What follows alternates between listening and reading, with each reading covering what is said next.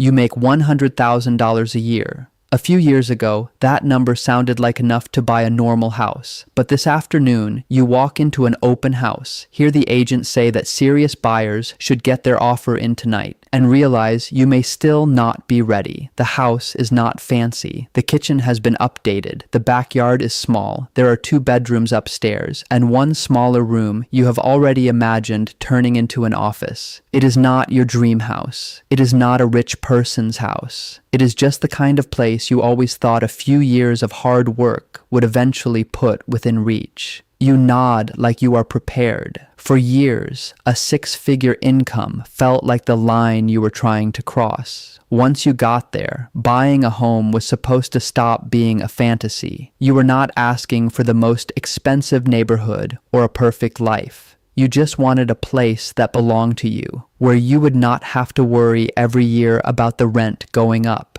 Then you open the loan estimate and go straight to the monthly payment. The number on the screen makes you quiet for a few seconds. It is not so high that you close the page immediately, but it is high enough that you start cutting pieces out of your future. Maybe fewer trips. Maybe furniture can wait. Maybe you keep the old car. Maybe your emergency fund does not need to be as big as you thought. You are still standing in someone else's kitchen, and you are already shrinking the next few years of your life to make this house fit. The agent walks over and asks if you have a pre-approval letter. You say yes, then open the file from the bank. She glances at it and nods, because she sees these numbers every day. But this time, you do not just look at the approval amount. You notice the smaller lines underneath. The monthly payment can change. Taxes can change. Insurance depends on the final quote. Closing costs need to be paid separately, and the bank still has to review your debt and cash reserves. That is when you realize the bank is not impressed by how nice your salary looks.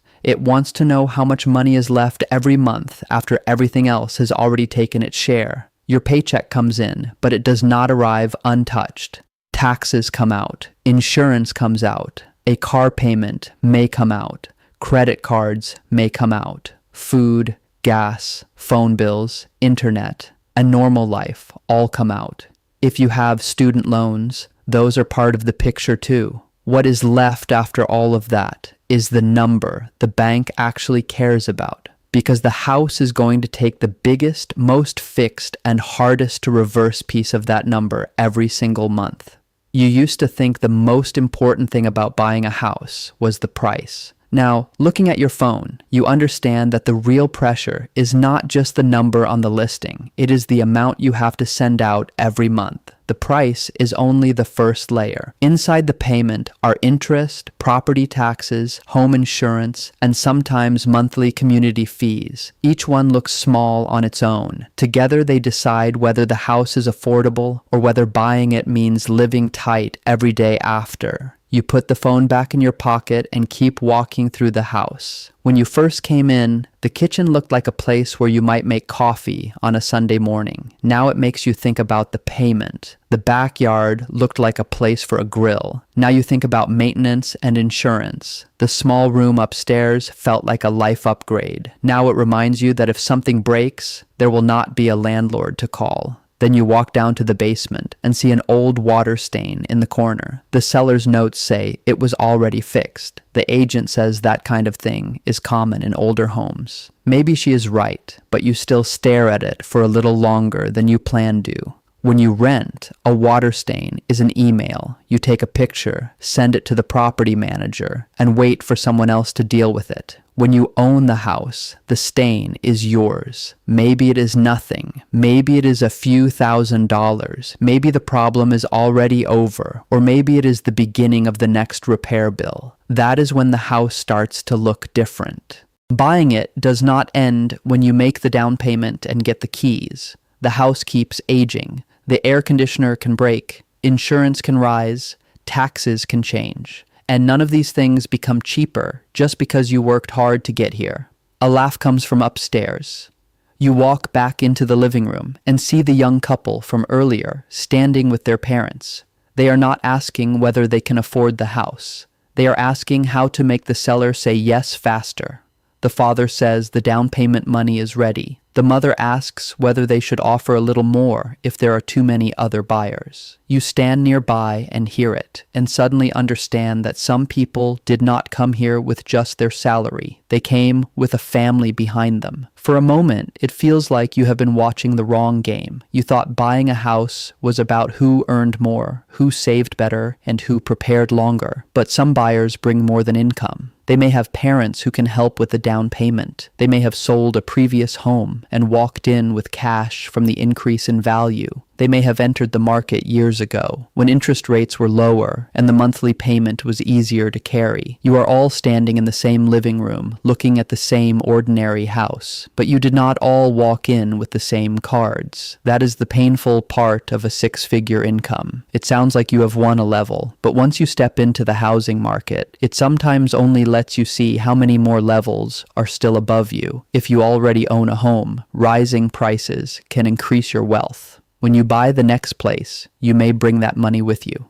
But if you do not own a home yet, almost everything has to come from your paycheck. While you save for the down payment, the target may move higher.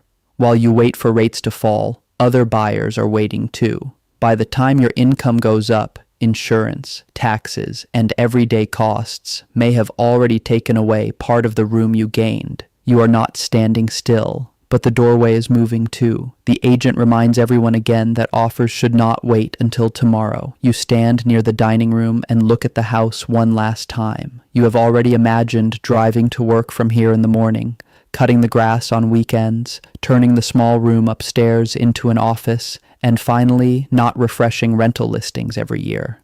None of those dreams are unreasonable. They are ordinary. But now you understand that ordinary does not mean easy. You used to think an ordinary house was something a normal person could buy after working hard enough. Now you can see how many conditions have to line up first. You need income, but not just income. You need low debt, enough cash, a manageable loan, insurance and taxes that do not crush the budget, and sometimes help from family just to feel confident making an offer. You do not submit an offer that day, not because you dislike the house. The opposite is true. You like it enough to be afraid of what you might ignore in order to get it. When you walk out, the pre-approval letter is still on your phone. Your salary is still real. Your work still matters. But your understanding of that number has changed. It used to mean safety. It used to mean you had crossed some line and that normal goals should start becoming real. Now it feels more like a light. It shows you how many things have to go right before buying a home actually works. You sit in your car and do not start the engine right away. The house is still there in the mirror. A few minutes ago, it looked like the next step in your life. Now it looks like a larger question. If someone can earn $100,000 a year and still sit outside an ordinary house, wondering whether they can really afford it, then buying a home is no longer just a test of income.